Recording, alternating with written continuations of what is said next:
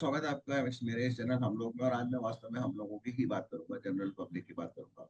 हाल ही में एक वीडियो काफी वायरल हुआ था जिसमें 1200 जवानों को, बीएसएफ के जवानों को, यानी पैरामिलिट्री फोर्स को त्रिपुरा से लेकर जम्मू तक जाना था, जो कि अमरनाथ यात्रा शुरू होने वाली है, तो उसकी सुरक्षा प्रदान करने के लिए। तो उनमें से एक ही जत्था था।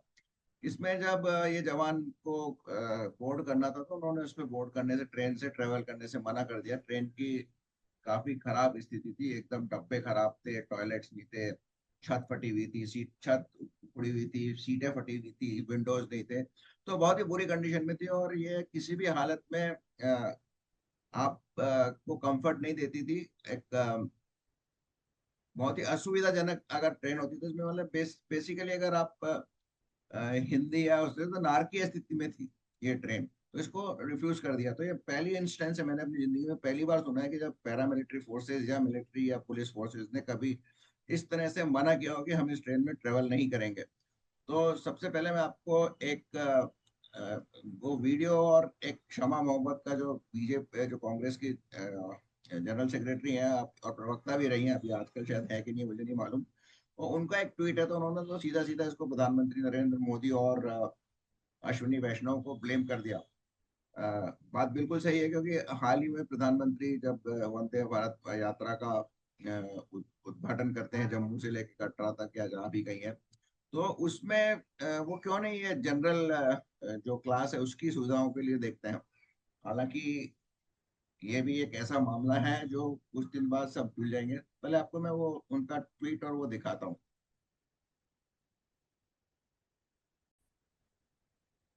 ये देखिए शमा मोहम्मद का ट्रेवल, जो ट्वीट है डॉक्टर शमा मोहम्मद का।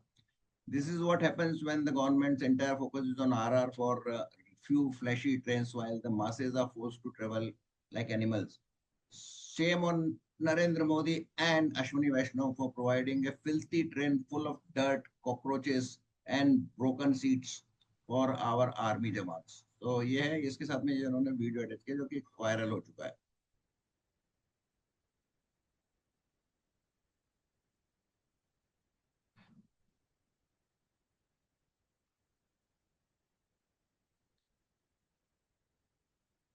देखिए आप इस वीडियो को, वास्तव में बहुत ही।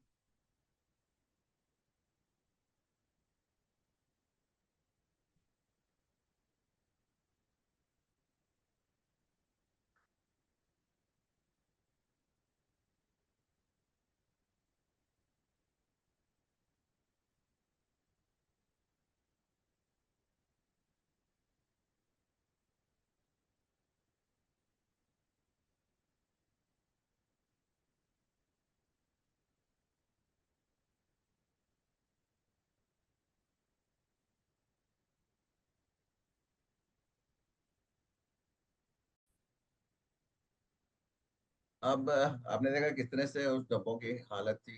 सीटें फटी हुई थी, टॉयलेट खराब थे, सब कुछ मतलब अस्त व्यस्त था और नार की स्थिति में थे।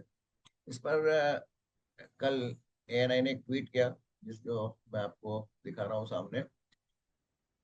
1200 BSF jawans deployed for the Amarnath Yatra refusing to travel in a train provided to them, citing poor conditions of the train. Union Railway Minister Ashwini Vaishnav says action was taken on this yesterday itself. The train wreck with was changed. Four officers who were responsible for this have been suspended. सुनिए उनको वो क्या कहते हैं।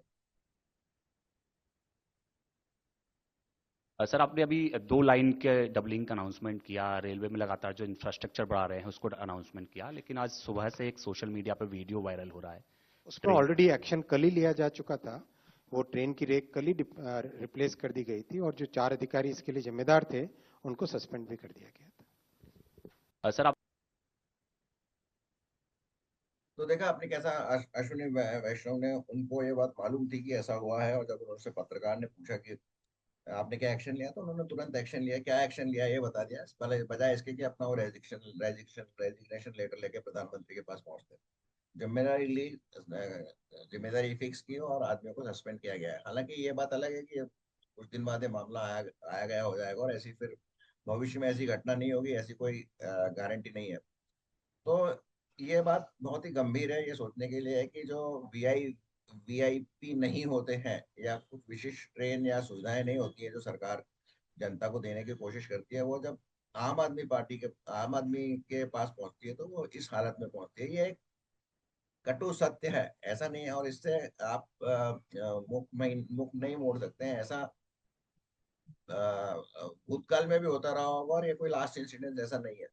तो इसके लिए जिम्मेदार वास्तव में क्या है? क्या नरेंद्र मोदी जिम्मेदार है, क्या अश्विनी वैष्णव जिम्मेदार है, या फिर रेलवे का जनरल मैनेजर जिम्मेदार है? इसके लिए निश्चित रूप से जो डाउन द लाइन वहां पर जो सुपरवाइजर मैनेजर या जिसकी जिम्मेदारी थी उनको ट्रांसपोर्ट करने की, वहां से उनको रेलवे के रैक्स प्रोवाइड करने की, उसकी जिम्मेदारी है। उसको ये इंश्योर करना चाहिए था कि यहाँ से सही प्रकार से उनको पूरी सर्व सुविधा युक्त ट्रेन जवानों को वहां से प्रोवाइड की जाए, ताकि उनका एक तो मोरल हाई रहे, वो सहित रहें और हंसी को हंसते खेलते हुए ट्रेन में वहाँ अपने गंतव्य स्थान पर पहुंचे। और फिर पूरे दिलो दिमाग और heart and body mind and soul से यात्रियों की जो अमरनाथ यात्रा की यात्री है उनकी सुविधा उनकी सेवा में लग जाए।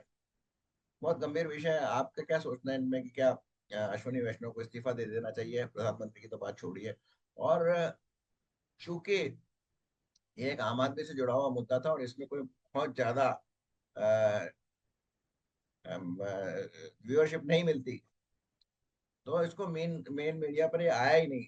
वो तो किसी ने इसका वीडियो बनाया वहां पर और उसने सोशल मीडिया में डाल दिया तो इसको चला गया।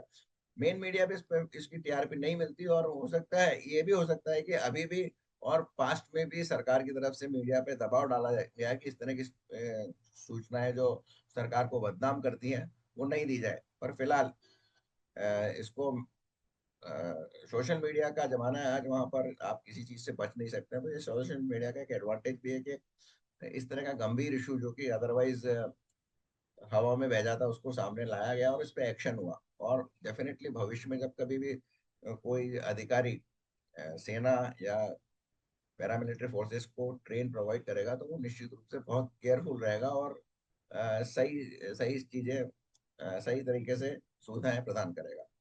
अपने विचार जरूर लिखिए और यदि आपको मेरी बातचीत अच्छी लगी हो तो इसको शेयर कीजिए और लाइक कीजिए। मुझे आशा है आपने मेरा चैनल सब्सक्राइब तो अवश्य कर दिया होगा। बहुत बहुत धन्यवाद। जय श्री राम। वंदे मातरम।